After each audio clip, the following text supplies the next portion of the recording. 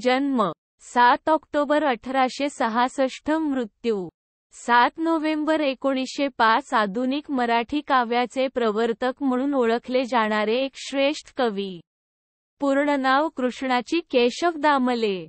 काव्यरत्नावली या मासिकाचे संपादक नारायण नरसिंह फडणीस यांच्या सूचनेवरून केशवसूत या टोपण नावाचा स्वीकार केला.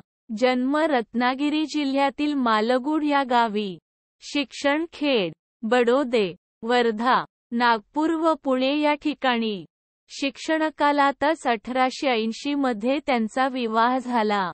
मॅट्रिकनंतर 1889 मुंबईला 1897 पर्यंत निरनिराळ्या हंगामी नोकऱ्या केल्या. पुढे प्लेगमुळे मुंबई सोडून ते खानदेशात गेले. आरंभी भडगावच्या नगरपालिकेच्या शाळेत दुय्यम शिक्षकाची नोकरी केली. 1901 पासून फैजपूरला मुख्याध्यापक म्हणून नेमणूक झाली. 1904 मध्ये धारवाडच्या सरकारी शाळेत मराठीचे शिक्षक म्हणून बदली झाली. 1905 साली हुबळीला गेले असताना प्लेगने त्यांचे निधन झाले.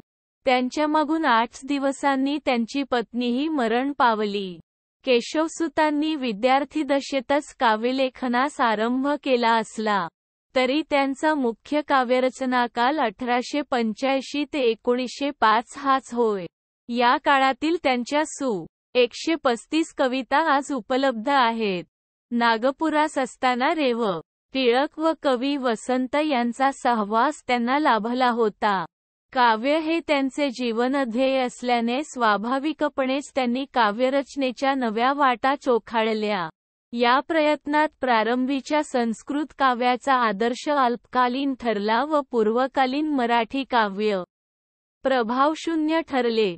परंतु इंग्रजीतील स्वच्छंदतावादी मनोवृत्तीच्या वर्ड्सवर्थ, शेली आणि कीट्स यांसारख्या कवींचे काव्य मात्र त्यांना प्रेरक व अनुकरणीय वाटले.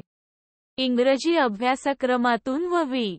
मो. महाजनींनी विविध ज्ञानविस्तारातून प्रकाशित केलेल्या भाषांतरांवरून इंग्रजी स्वच्छंदतावादी काव्य त्यांस काहीसे परिचित झाले होते.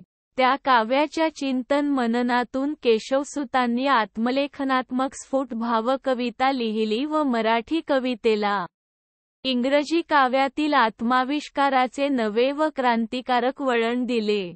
त्यांच्या काव्यात व्यक्तिगत स्नेहसंबंध, कवी व कवित्व, स्त्रीपुरुषांतील प्रेम, निसर्ग, सामाजिक बंडखोरी व गूढ साक्षात्कारी अनुभूती अशा विविध विषयांवरील भावानुभवांचा आविष्कार आढळतो.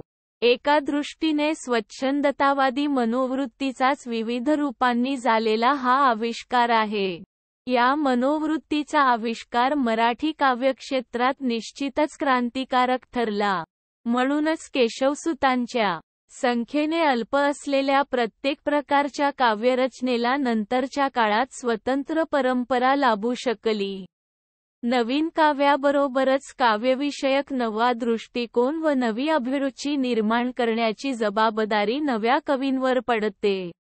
केशवसूतांनी अशा जबाबदारीने लिहिलेल्या कवितांपैकी स्फूर्ती 1896, कवितेचे प्रयोजन 1899, आम्ही कोण, एकेरी अवतरण चिन्ह 1901 आणि प्रतिभा 1904 या महत्त्वाच्या आहेत.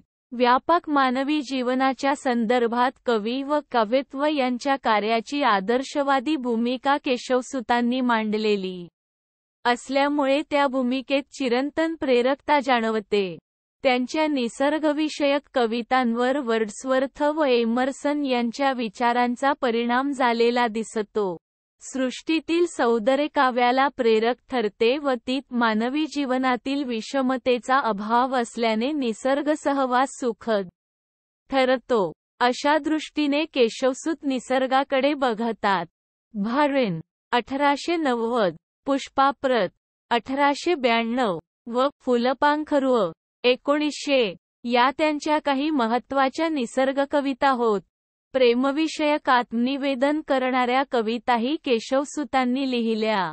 क्रांतिकारक सामाजिक विचार ओजस्वीपणे व्यक्त करणाऱ्या त्यांच्या प्रसिद्ध कविता म्हणजे तुतारी 1893, नवा शिपाई 1898 व गोफण केली छान 1905 या होत.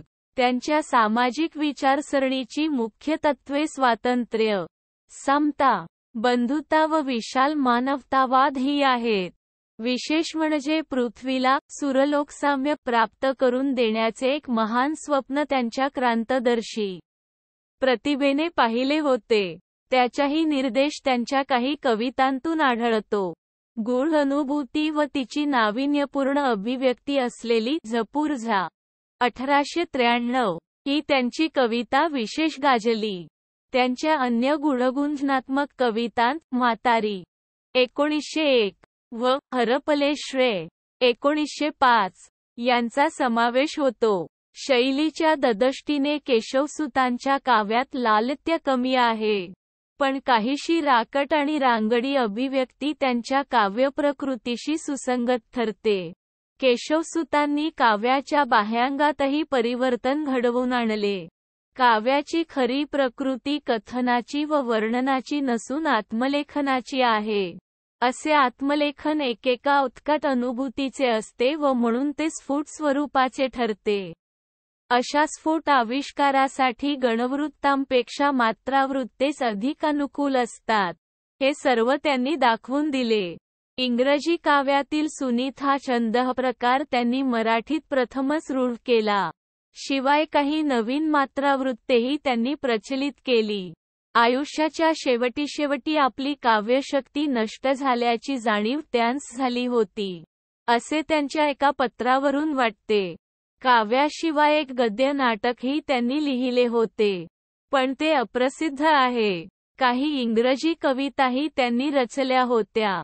केशवसुतांचा काव्यसंग्रह त्यांच्या मृत्यूनंतर हरिनारायण आपटे यांनी 1916 मध्ये प्रकाशित केला.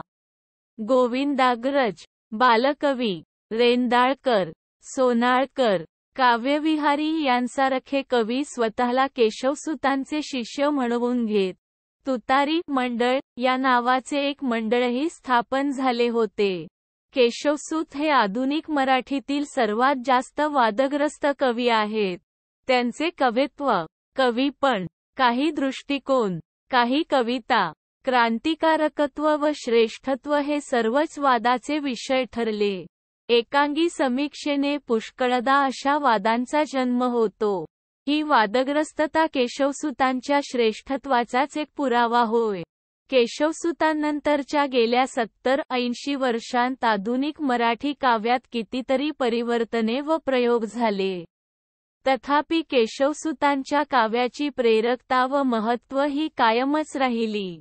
महाराष्ट्र शासनातर्फे 1966 मध्ये केशवसुतांची जन्मशताब्दी साजरी करण्यासाठी एक समिती नेमण्यात आली होती. या समितीने केशवसुतांच्या काव्यसंग्रहाच्या हस्तलिखिताची यथामूल आवृत्ती 1967 मध्ये प्रकाशित केली. संदर्भ 1. कामत, गजानन, नाडक